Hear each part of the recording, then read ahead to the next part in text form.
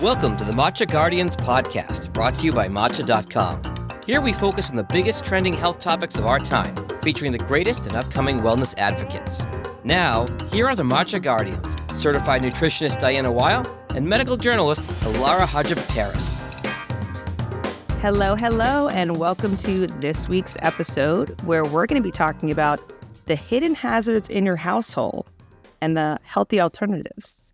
So every day, I'm sure this isn't news to you, we're exposed to different chemicals, pesticides, and other synthetic materials.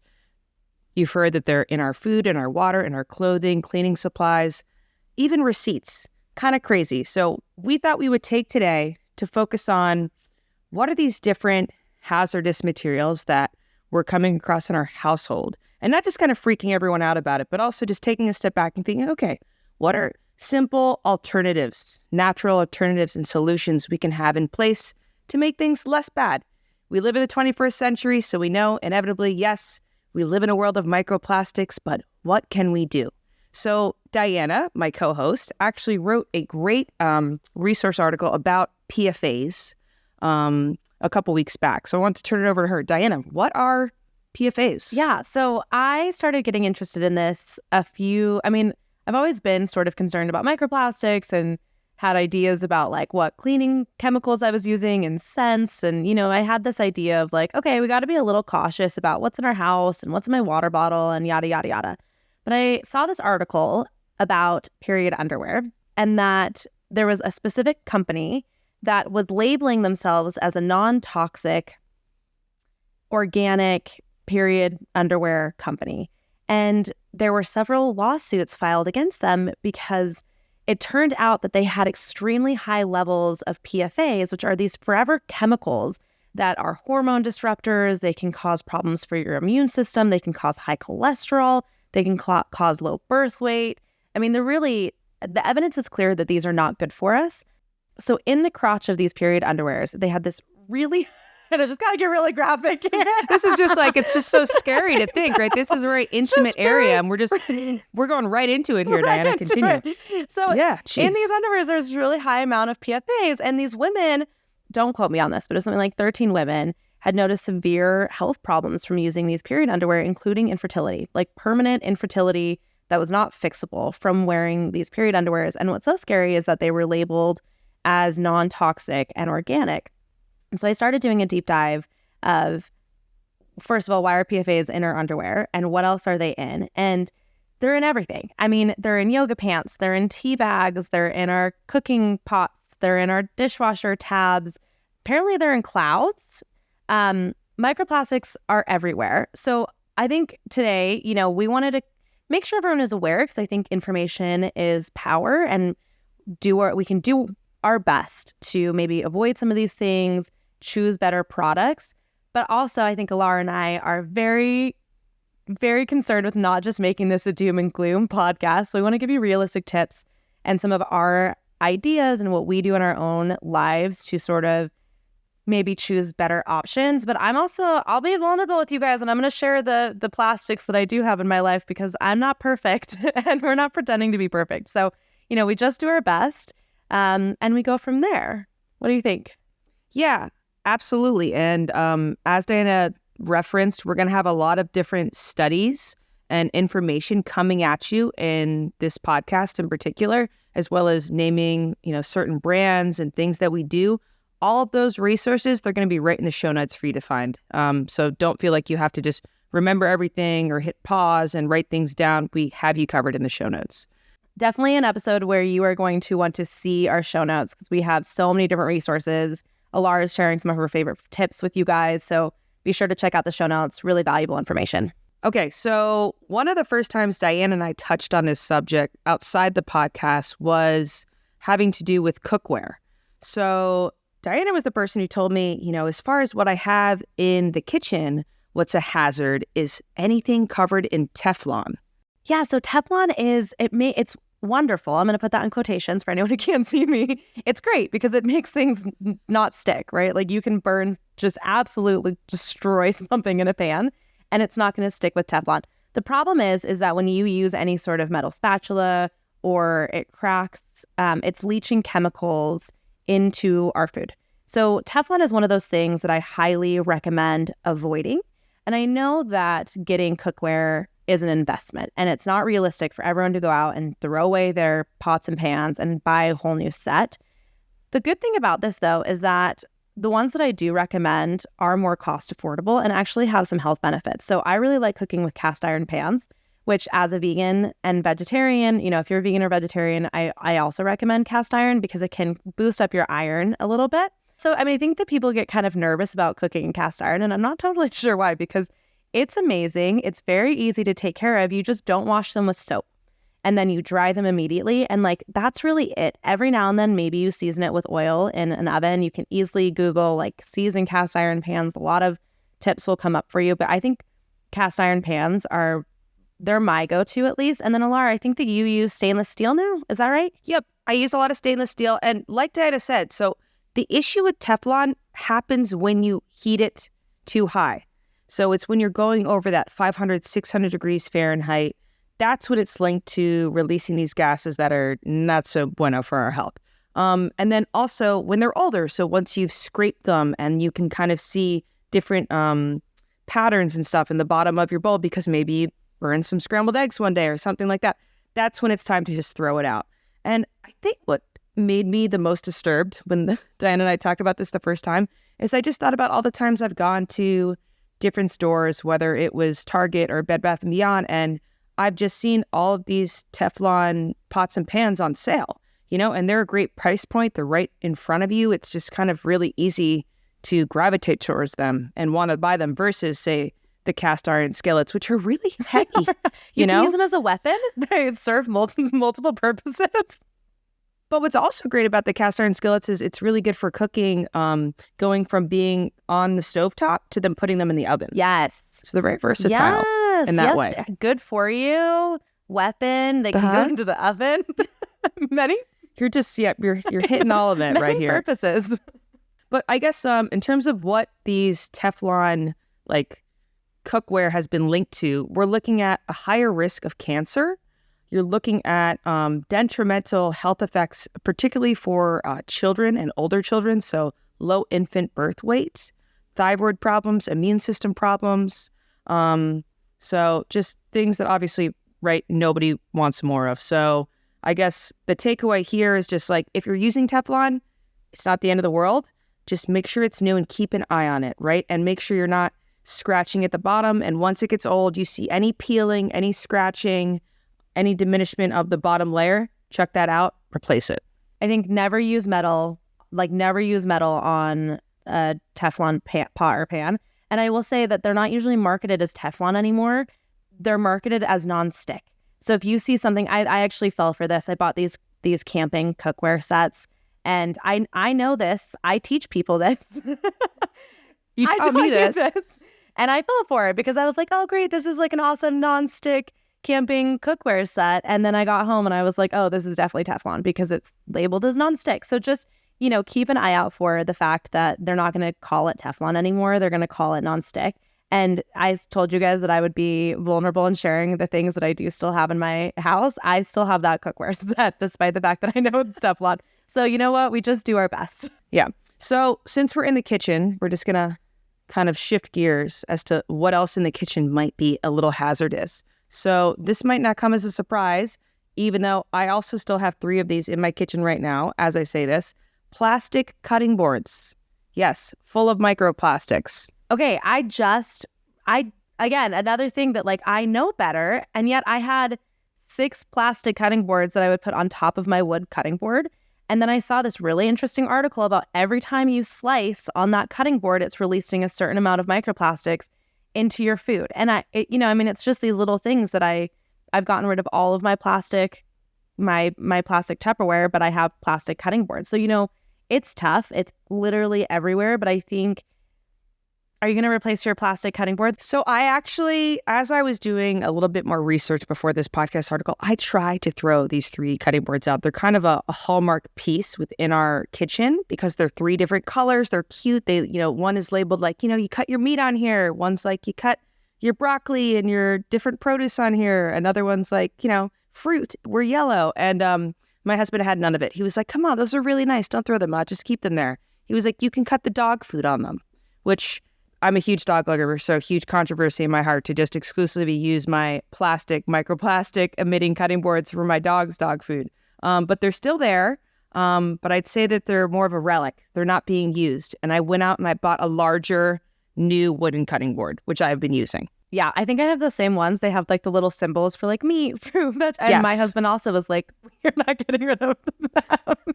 Those cost a lot of money. And I think, once again, this goes back to like, it's funny because a lot of these products, they're marketed as being good, fancy kitchenware, and they're not good for you. That's what's so tough for me is that we think that we're doing a really good thing here, and then maybe we're actually not. So in terms of alternatives, you can do a marble cutting board, which I saw, which is kind of an interesting one. I haven't tried that. I'm a little skeptical, but like willing to try. Bamboo, wood, those are going to be good options. I guess metal, but I don't know that anyone would use a metal cutting board. But, you know, someone out there wants to test that out for me. Yeah, I'd say I'm sticking to the wood. And the one thing that I'm being conscious of is the type of finish, or like say, I don't know, the right word probably isn't varnish or finish that the wood has on it, because then I'd assume, right, like that wouldn't necessarily be good to be cutting into either. So really finding something that's natural. But to Diana's point, going back to those period panties, right? Things can be marketed as organic, all natural, and, you know, wham, they still have some kind of hidden plastic, some hidden epoxy in them that's not good for you, just because we don't necessarily have the regulations set up in place to, you know, stop that. So it's just, we need to do our best as consumers to educate ourselves. Totally agree. And that also kind of brings me to our next kitchen topic,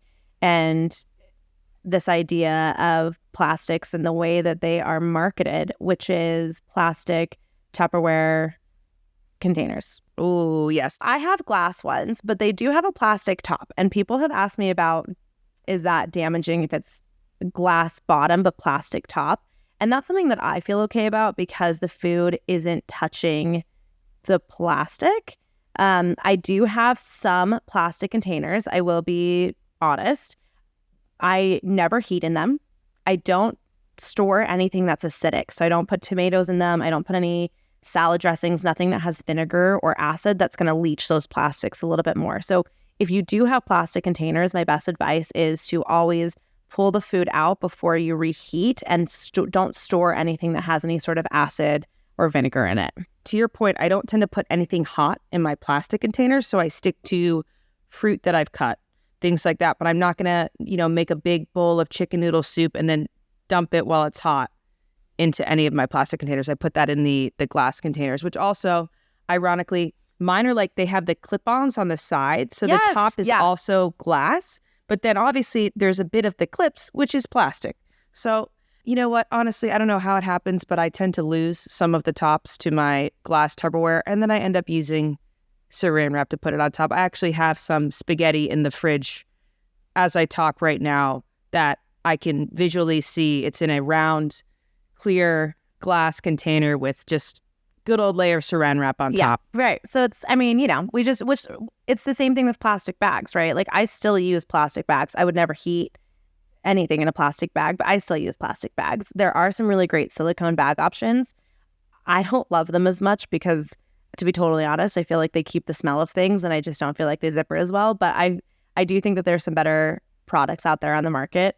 But I still use plastic bags. So this brings to my mind, you know, when I've been out shopping, once again, I see the label BPA free. I'm sure that's something that maybe you've been familiar with. So what's interesting about something being BPA free, it doesn't necessarily mean it's free of all bad plastics, right? That's just one range of a microplastic when there's many.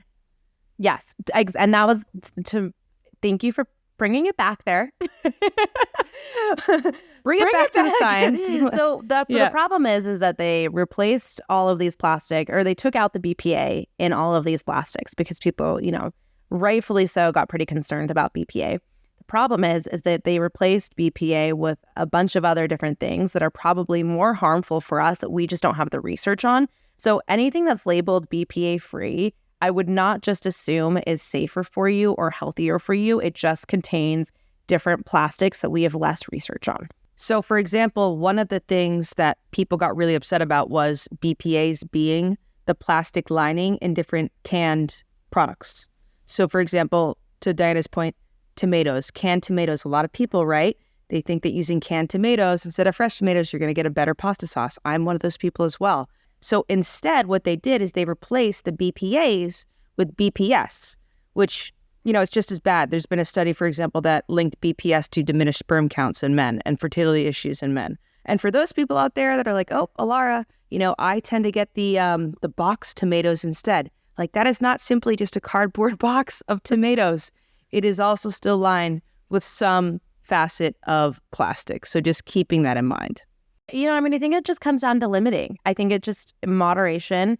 If you know that canned tomatoes are sort of a staple in your life, then where else in your life could you maybe remove plastics? Does that mean that you keep the canned tomatoes, but maybe you get rid of the cutting boards, or you keep the canned tomatoes, but you get rid of your plastic Tupperware? And I also think that it's important to know that if you are going through something, maybe you have a specific health concern, maybe you are trying to get pregnant, maybe, you're having some sort of hormonal imbalance, maybe that's the time in your life to really be cautious and get rid of the cutting boards and start using glass, tomato sauce out of a glass container rather than a canned tomato. If you want to bring it a step further, because we all know, at least even when I go shopping at, say, like a fancy Whole Foods, things like that, everything is it's encased in plastic containers, right? So if I want to take it a step further from that, because of some health concern I might have, maybe I'm shopping at a farmer's market, right? I'm bringing paper bags. I'm storing my tomatoes in paper bags or a fruit bowl, right? Yeah, you shouldn't put your tomatoes in the fridge, by the way. No, please take your tomatoes out of the fridge. Take them out of the fridge. They're a fruit. Also, you should always, I don't know, this just made me think, a lot of people, right, when you buy, say, mushrooms and you kind of put them, you shouldn't also store those in plastic. Always store those in a paper bag. Roll it up and then, throw it into the fridge. Life lessons here with Alara. Just important things I've learned from trial and error. Yes. The amount of times I still, like, me and my husband will go shopping and I'll still take the tomatoes out of the fridge. No, take them out. They go over there. Drives me insane. I'm like, these don't taste good. The second they go in the fridge, they do not taste good anymore. Take them out. I know. There's something weird. It just kills the taste of the tomatoes. Exactly. So another thing, we're in the different hazards within the kitchen is sponges. So the sponges that we use to clean everything. One really fun fact that I shared with Diana the other day is that the average kitchen sponge, and I'll link this in the show notes, is 200 times dirtier than the average household toilet. Let that sink in. Ooh, that's a good fact. Yeah. So I actually have this favorite sponge company. This is how you know you're like in your 30s, right? I have my favorite sponge company that I just have to tell you about. There's a great, sale going on. So there's a great sponge company called Skura, Skura. It's actually co-founded by Eva Mendes, right? The beautiful woman who's married to Ryan Gosling of the Barbie movie. So she came up with this sponge. What it does is it's double-sided, like many sponges are, where one side has a color and these little logos on it, and then the other side is just sponge. And it's especially antibacterial. But what's cool about it is that it has these little logos on it, these dark logos, and the more you use it, right, the more a sponge is going to take on different bacteria and then become not usable. But you usually don't know, right? How do you know when to throw out your sponge? So this sponge, it tells you because the logos would fade away. So after about like a half a month to a month, okay, the logo's faded. I need to replace it. And I just think it's so ingenious. I need that reminder. Alara shared this with me and I immediately purchased some because I am a clean freak and I hate sponges, but I use them. Okay, so I want you to air out your dirty laundry. I don't know if you have any, but my biggest pet peeve is cleaning counters and then using that same sponge to then clean the dishes. Are you one of those people? Do you use the same sponge? No, you know what? I don't know. This also isn't great, but I tend to use an excessive amount of paper towels, which isn't great for the environment. And I know that. So I'm using a lot of paper towels to wipe down surfaces, which I guess leads us to different, like, what am I using to wipe down my surfaces? Like, what cleaning product, what disinfectant? Okay, really quickly before we move on from sponges though. So do sponges have microplastics in them like normal sponges, or is it just the risk of sort of spreading bacteria and that they're really dirty? I think it's a combination of both. It's a combination of both. I can't speak for every single brand out there, but it's also a combination of both. Okay. Yeah, it's what you're using them to clean, and it's also what they're made of. It's a double whammy. Okay, so let's get into cleaning solutions because this one is a biggie. So I think all of us have heard that bleach is an extremely hazardous chemical. But then as far as a lot of other household cleaning products, yes, maybe they're neon colored and bright and smell fantastic, but they don't necessarily have any warnings on them as far as how they can be, fatal. Say if a child got into your cabinet and ended up, drinking some of it. I know it doesn't appeal to us, but for younger children who don't know what it is, and it's this kind of bright orange, luminescent solution, it can be something that's really, really dangerous. The ingestion of different cleaning products, whether it's bleach, whether it's something else, you're at risk of chronic obstructive pulmonary disease, which is kind of scary. Also increased risk of different cancers, issues, respiratory issues as well, right? Because all of these cleaning products, they tend to smell good, right? So I guess naturally, right, there's a connection where they could cause issues to our respiratory system. Yeah. And I just want to clarify that I think that we've moved away from PFAs in cleaning products to just sort of toxic chemicals that are in our home. When it comes to cleaning products, the smellier they are, I think the more hazardous you can assume they are for our health. So even if you want to keep, sort of those heavy duty, it's flu season in your house and you really want to you don't want a natural product, you want the heavy duty, I think looking for the scented free ones is going to be your best bet. Yeah, it's funny because I do think that several years ago, people were becoming a bit more aware of the dangers of certain cleaning products, like pre-COVID. And then COVID hit and all of that went out the window. And it was like, I'm spraying my house with Lysol. I'm spraying my food containers with Lysol. I am Febrezing everything. And we took a step back. We definitely took a step back because of fear, right? It was just kind of one danger outweighed the other. Yeah, absolutely. And there are great natural cleaning products out there that are scent free. And even the ones that are natural, again, this just goes to show that a lot of this is marketing, right? Because even if it says natural and organic, like we've pointed out, that doesn't necessarily mean that it's better for you. So even with the natural and organic products that Alara and I have recommended and that, we use, I would still look for scented free if you can find it. Yep. So for example, like one product brand, a line that I really like is Myers. I love Myers cleaning products. But when I can help it, to Diana's point, I try not even to use Myers and I'll go the all natural thing. So one of my favorite things to have in my arsenal as like a natural cleaning product is vinegar. Love vinegar. Big fan of vinegar. You can do so many different things with vinegar. It's incredible. So apple cider vinegar as well as distilled white vinegar is amazing. And you could actually take it and mix it with an essential oil. Like it can actually create like a really nice scent with tea tree in particular. I've tested it out. It doesn't work so well with lavender, if I'm being honest.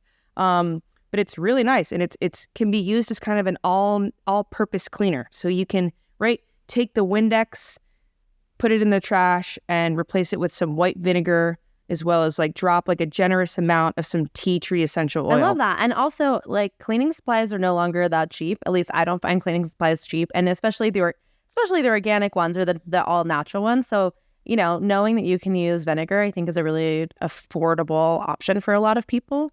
So I think that that's such a great tip. And, one of my other, I think, best tips in general for everything that we're talking about is the Environmental Working Group. EWG has an app that you can use to check your cleaning products, your face products, bath products, whatever it is. You can type that product into the EWG app and it'll give you a rating from this is a bad product, this is a known hormone disruptor, this is very toxic, to this is totally green and clean and there's nothing in here that's known to be hazardous to our health. So if you have a cleaning product and you're like, well, it says natural and organic, but maybe that doesn't mean anything, type it into the EWG app, the Healthy Living app, and a score will pop up for that product, which is really cool. Yeah, and the results may surprise you one way or the other. Right, yes, exactly. I know there are products that I'm like, this is great for me, and then it gets this is so red. Good. It gets a red. I know, it's shocking. I'm like, wow, that was some really good branding. Right? So the other, if I'm not going the distilled white vinegar route, which, some days I'm just not feeling it. I'm not going to make, I'm not going to make a little concoction, which is fine. Another product that I love for hardwood floors, which will then, I guess, bring us to carpets, which I have a very strong opinion on carpets, but we'll get there in a second, is Bona Hardwood Floor Cleaner. I love Bona products. And what's great about them is they're not only safe for us, but they're safe for your pets. So important. And they're sustainably made. So they're great for pets, the planet, and people. Who doesn't love that? And they're a good price point. You can get them on Amazon, especially if you have an Amazon Prime account. This is not an ad for Amazon, though Amazon, you can feel free to sponsor us. But Bona Hardwood Floor Cleaner Spray is great. Yeah, love it. Yeah, I think that's I love the recommendation, and I want to hear you hate on carpet. Yeah, so okay, crazy fact about carpets, and I guess this is another reason why I've become so fixated on these household hazards is because I'm pregnant, because I'm entering this new chapter of my life, and I've just heard from so many people, and I've done the research to know that children are very vulnerable. They're like sponges in many different ways, not just for language, but as far as the different chemicals and things that you have in your house. So it's made me really reconsider what I have going on in the house and, changing to a more, natural approach to things. So I was Googling, I was putting together my nursery. And so I'm kind of thinking, what do I do? The baby needs to be able to crawl on the floor eventually. Like carpets are nice, carpets are comfy. Yeah, they're also full of bacteria and disease. So crazy fact about like having a floor-to-floor carpet. A carpet can hold 8 times its weight in different debris, dirt, and bacteria. That's disgusting. Isn't that gross? 8 times the amount of weight. I mean, it makes sense if you kind of like compare a carpet to say like a wet towel, right? Think about how much a towel weighs and then you wet it. And every time you walk on it, it emits whatever is sitting in the carpet. So as far as the whole, should you have a wood floor or a carpet or say like a granite or some sort of stone, go the stone, granite, or wood route, and then opt for a carpet that's just a surface carpet that you can then take and wash easily. It goes beyond just it being dirty and gross, but also, like flame retardants and chemicals that they put in carpet, I think is also very hazardous. And when kids are crawling on it, or you walk on it, and then, you touch your feet or something like that, that can easily get into your body and cause problems. Yes, crazy. So there was this study by Duke University that looked at flame retardants being found in couches, mattresses, carpet, padding, clothing, kids' toys, plush toys, basically everywhere, right? And now they're starting to show that these flame retardants are showing up in people's bodies, which is, right, that's kind of a pretty significant health concern. Yeah, so, and I think it's mandatory that kids' clothing has flame retardant in it, which is like, it's just sort of unavoidable, but it does flame retardant. When it comes to, burning, obviously it's very beneficial, but the chemicals that make something flame retardant are very harmful for us. So the dangers of flame retardants include a link to cancer, a lower IQ, once again, sperm count, fertility issues, compromised reproductive systems, and birth defects. So it's funny, a lot of the flame retardants that are used in the US are prohibited in Canada and the EU. But the US has no federal regulations on flame retardants at this time, although there are a few states, I think Washington, Maine, California, Vermont come to mind, that have banned particular flame retardants, but not all of them. This kind of goes back to the point of what we were talking about with BPA. So, right, like everything's going to maybe not have that one specific flame retardant, but they're just going to find another one to use. Right. And again, I mean, some of this stuff is unavoidable, right? Like if your house is fully carpeted, maybe you don't have the budget to rip it out and put in all natural wood floors because that's a really expensive product. But I think it is realistic to look at other areas of your life, or maybe, look for organic cotton clothing that potentially has less pesticides and chemicals added to it, and look at the scents that are in your home. Along with scents, I think thinking about burning candles, and also if you have diffusers or sort of air scented things, those are problematic. So if you want to burn a candle, look for the unscented ones. If you want to do an air diffuser, go for essential oils, buy fresh flowers, have herbs and spices in your house. I think those are much safer alternatives than the Lysol sprays and the air fresheners and the like very scented oils with the sticks in them. Do you know what I'm talking about? You know, like the little sticks that go in the... Yeah. The ones that, and then I always like flip them so then they smell. Yeah, you put them in, you kind of hide them beneath the toilet or something like that. And then also, if you have a carpeted floor, which if I'm being totally honest, I am staring at a small section of my house that is carpeted, right? It has this like navy carpet, and I have dogs coming in and out of the house. But one of the, simple things I do to kind of keep the carpet clean is we have a no shoes policy. So we don't have people coming in and tracking whatever they're walking in outside onto our carpet. And then we have a little wipe down station for the dogs where we wipe down their paws. And in the winter, they head right around the back, and I actually always stick them like in the bathtub and I wash down their paws to kind of minimize it. And then once a month, I use a wet vacuum. I clean the carpet that way. And that gives me a little bit of peace of mind. But of course, right, you can't control everything. I'm not going to rip up that section of carpet in the house. And like to Diana's point, it's just, it's just way too expensive at this point in time. But you can take different precautions to make it a little bit less bad. Definitely. Okay, there are still a lot of toxic things in the house. What do you want to cover next?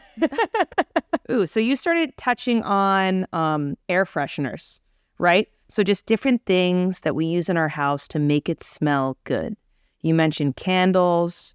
I think I mentioned the word Febreze, right? Febreze synonymous with probably not being so great for your health. So one of the things I love to do to make my house smell nice in a natural way is in the summertime, I grow lavender outside. And like lavender is pretty easy to maintain. I do not have a green thumb by any means, but you just keep giving that baby some tap water like every day, depending on, I don't know, how much rain you're getting, not getting. You're going to grow a good amount of lavender by the end of the season. I then cut it up and I dry it out, and I can put it in different little sachets.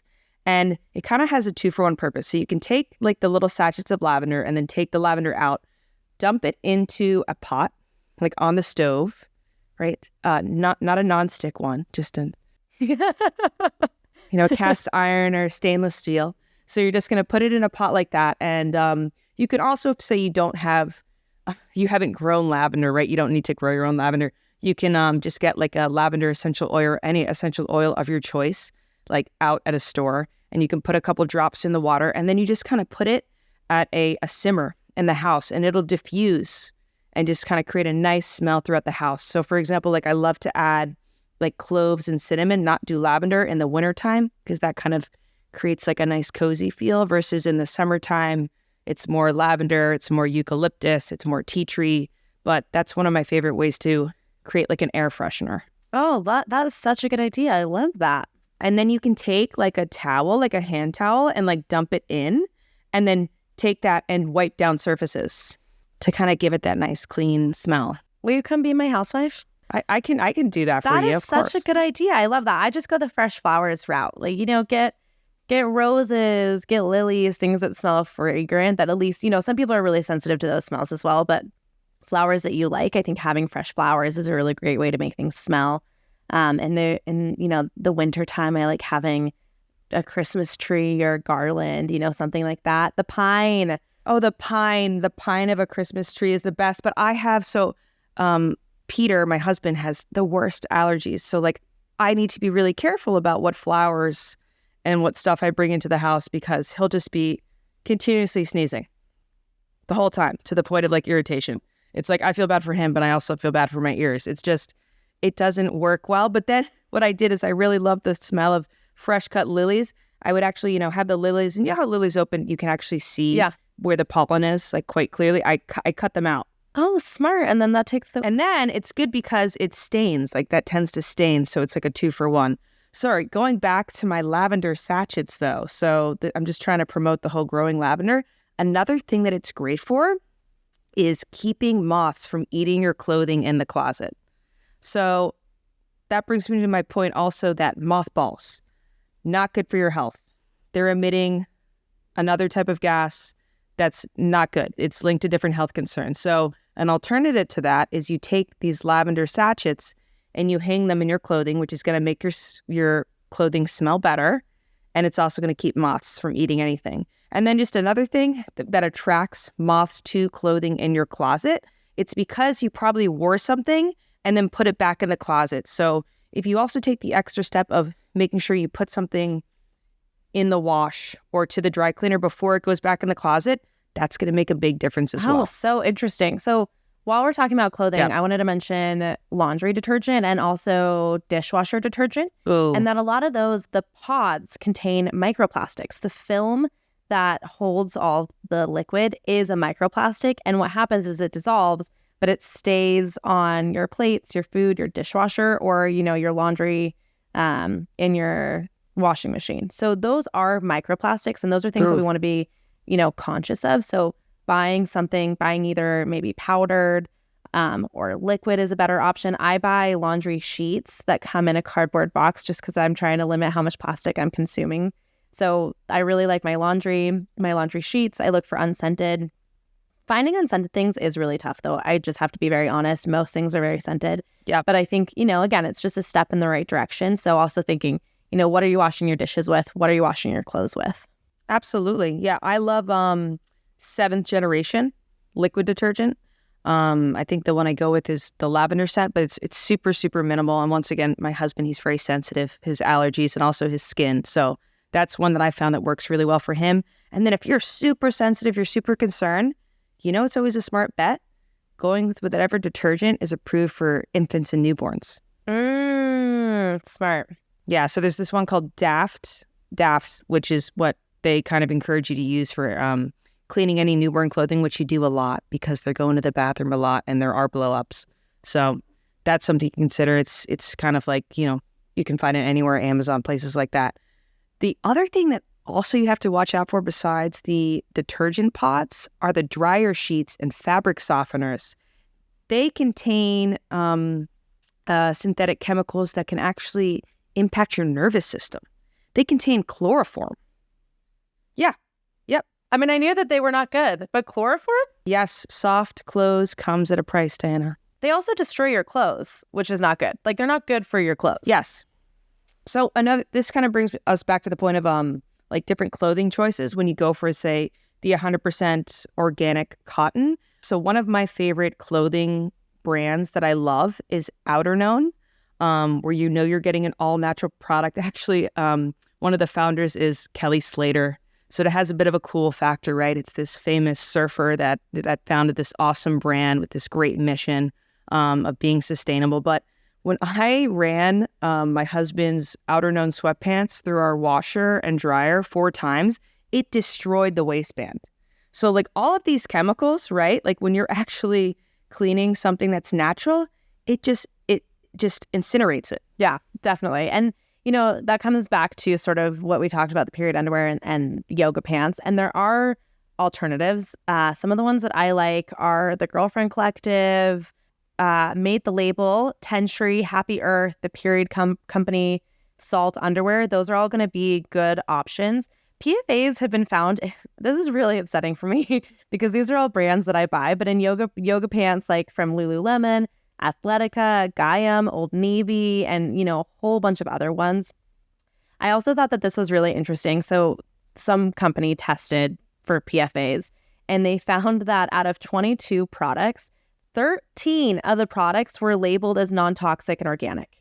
This goes back to the whole thing at the end of the day is that the regulations are not in place. So you have to do your homework. You have to dig into it. You want to look for a brand that, seems to be as transparent as possible and is giving you some sort of backstory beyond just the label on the box. Don't trust the marketing. Don't trust the marketing that's just simply on the product. You've got to be able to dig a little bit deeper, then give you some information in terms of the lab testing they do. So I'm not into, I have not tried out period panties, so I don't know if I'm one to judge. Are you on the period panty train, Dana? Yeah, love them. I love them because in terms of tampons contain all sorts of chemicals, and then you're putting them inside your body, so in terms of leaching chemicals, it's what better way could we do this? So I want the period underwear way. I will never go back. I love it. And then I also use the cup. The Diva cup, right? Yes, right, which is silicone. And I just want to say that I think silicone is another really good option for sort of just non-toxic. I've replaced all of my plastic cookingware with silicone cookingware because sometimes I don't want to use metal or wood. So silicone, I think, is a decent option in terms of non-toxic. And same for, using a Diva cup instead of tampons, I think is another good option. I still use tampons, but two brands that I like and I've vetted myself, but this isn't to say that, next week that they'll come out and we'll find out that this is not the case. I like VIV and I like OB organic tampons. I'm just very active and I just kind of like knowing that everything's going to be secure. There's no leakage. I'm all over the place. I run hot. Like I just want it staying contained. Girl, I'm going to work on you for that Diva Cup. You can try. You can get that for me as a present for the next holiday coming up. Now you know. Write it down. What's bonkers is with tampons, to your point, is that a lot of crops, and this includes cotton, in the United States are treated with glyphosate, which is one of the primary ingredients of Roundup. Woo! Yay, right? So that's getting sprayed all over the cotton that's then being used and dyed to make a lot of tampons in the U.S. And I used to be a big like Tampax Pro girl. Sorry, we've gone like so deep into the tampons right now and like, period stuff. But, to Diana's point, going back to the beginning of this episode, it's a really sensitive place, right? That we're placing just such like synthetic products, and it's having it's like, right, no doubt that they're having an impact on for sure. health. And this goes for men too. I just saw a study linking, fertility rates are dropping like pretty dramatically, and men's sperm count is also dropping. Again, linked to fertility, of course, but that has now been very clearly linked to pesticides. So what we're consuming and that these pesticides are in our clothing and, cutting with plastics, like this is having a real impact, whether you are male or female, on our health. So, this isn't just a women's period issue. This is also for sure a men's issue. And then this brings me to a completely unrelated point, but I want to hit on it because I know that we're starting to wind things down. Printers. So this study blew my mind. So there was research that was published in the American Chemical Society that looked at the particulate matter that's emitted by, say, your average household printer, and it suggests that it's similar to what's released from cigarette smoke. So, having a printer in your house is as bad as living with a smoker, which is pretty crazy. And it also makes me feel better about the fact that I don't have a printer in my home. And also, you don't have to take your receipt. Don't print the receipt when you go to a store, because touching that is the same thing. So everything is online these days. You really don't need. My husband always takes the receipts and then crumples them up and puts them on his dresser. And I'm like, could we just skip that whole step and just not print the receipt? So you can say no to printing receipts. Yeah. Everything is online. So I think unless you really need the receipt, skip printing your receipts.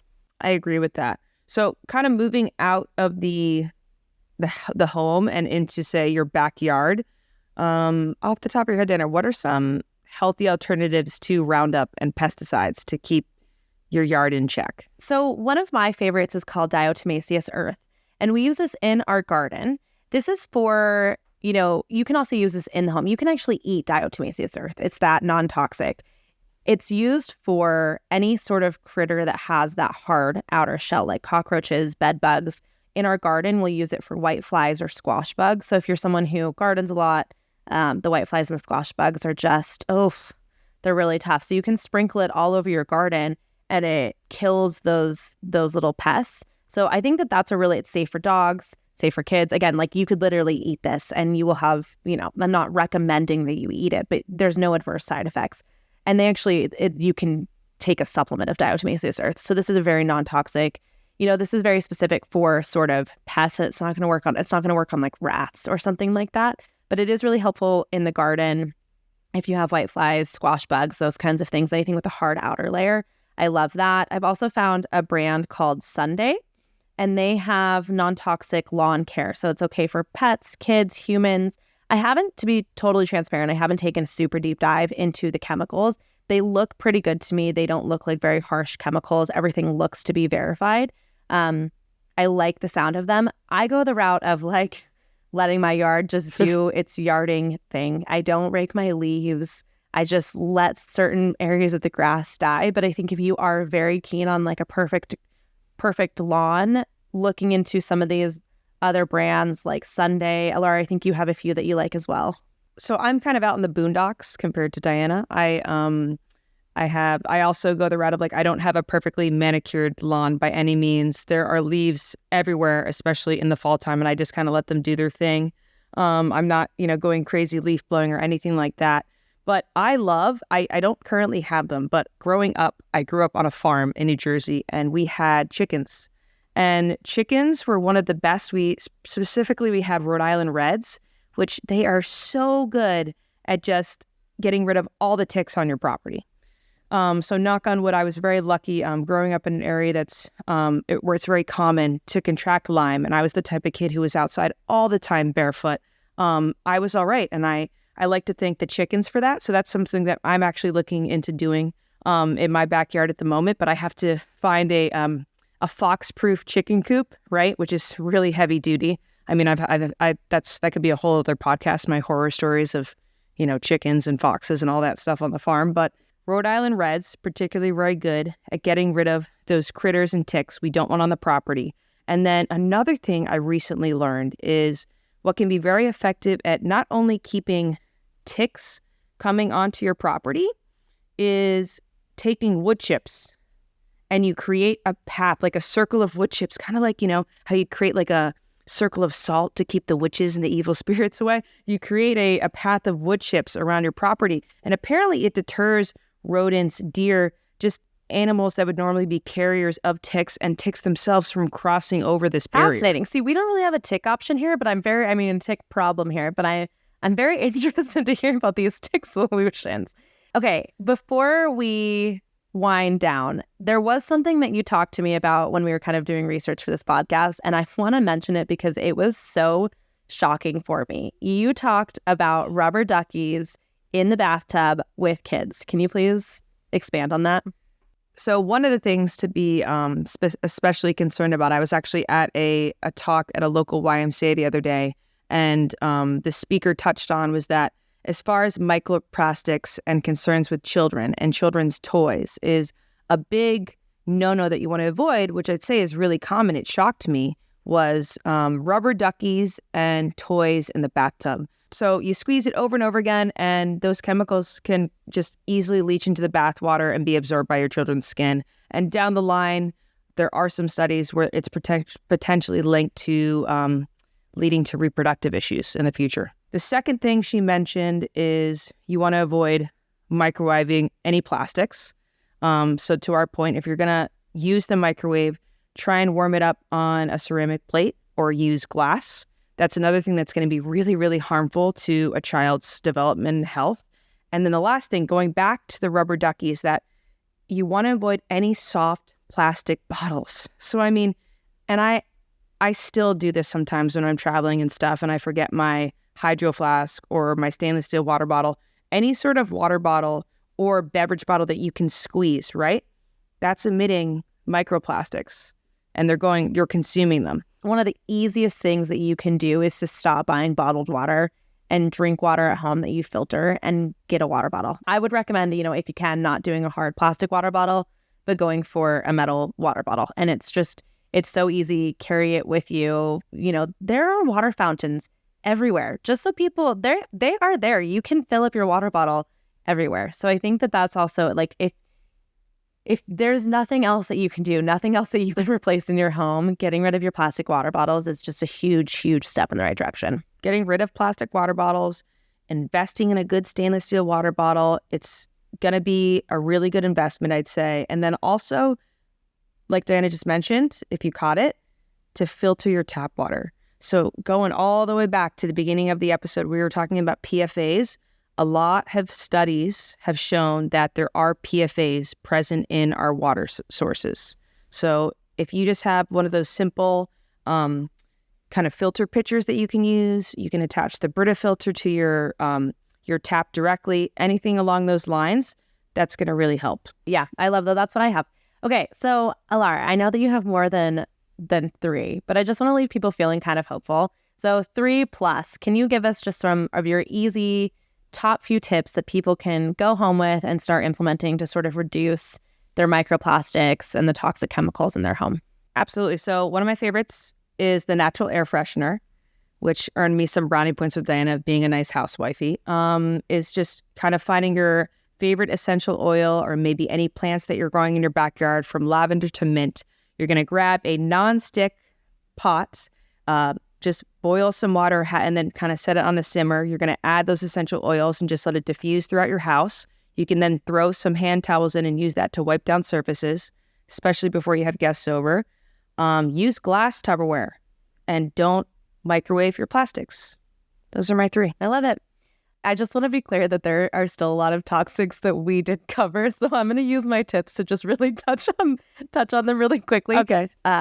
Buying either loose leaf tea or buying teas that are made in, like paper tea bags, because a lot of them are made from plastic. So, and then once you heat it in boiling water, all that plastic leaches into your tea. So I think, and again, this is a really simple swap. You already have to buy the tea. So, just choose your products wisely. So either picking a bag that has paper or a loose leaf tea rather than the plastic tea bags.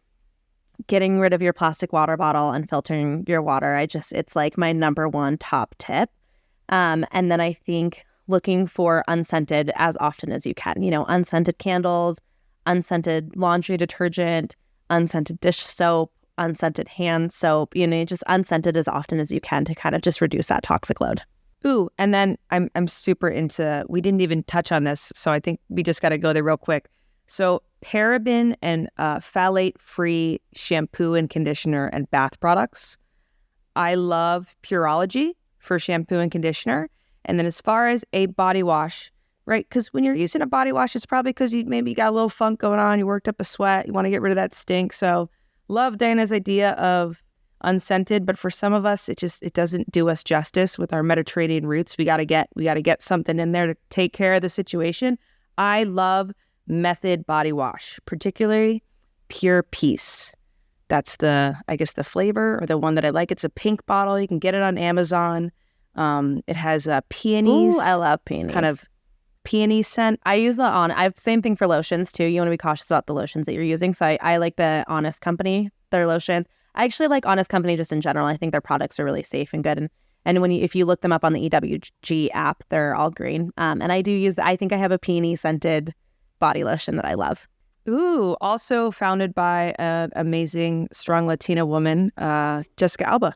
Lots of amazing product recommendations for you. We will leave them all in the show notes. This is not a doom and gloom scenario. This is just how can we pick smarter products, shop wisely, and also send a message to companies, I think. By buying these products that are less toxic, it sends a message to companies that we want more. So like Diana said, we did not touch on all of the hidden dangers in our households today, but we hope that we did a little bit of justice in terms of just getting to the tip of the iceberg in terms of just things that we want to be aware of and also easy and affordable alternatives to make it less bad.